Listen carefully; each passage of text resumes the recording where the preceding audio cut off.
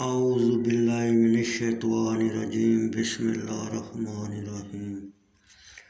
بخاری شریف جلد دوم حدیث نمبر 466۔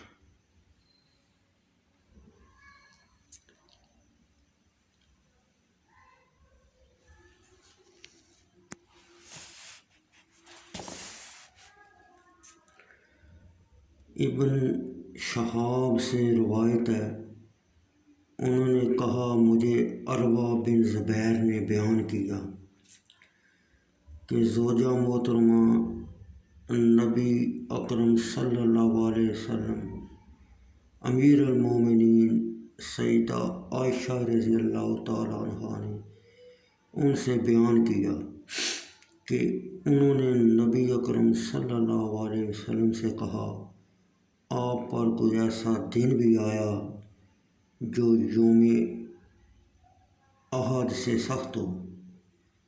آپ نے فرمایا، میں نے تمہاری قوم سے سخت تکلیف کا سامنا کیا اور لوگوں سے سخت تکلیف جو میں نے پائی وہ عقبہ کے دن تھے، جب میں نے اپنے آپ کو ابن عبدیہ لیل کنانہ بن عبد القلال پر پیش کیا۔ اس نے جو میں چاہتا تھا اس کے مطابق جواب نہ دیا۔ میں غمناک ہو کر آگے چل پڑا۔ ابھی مجھے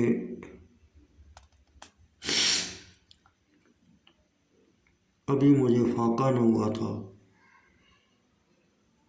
تو کیا دیکھتا ہوں کہ میں قرن ثعلب مکہ مکرمہ کے نزدیک ایک جگہ امام نووی نے کہا وہ اہل نجد کا میقات ہے اور اس کو قرن منازل بھی کہا جاتا ہے میں تھا۔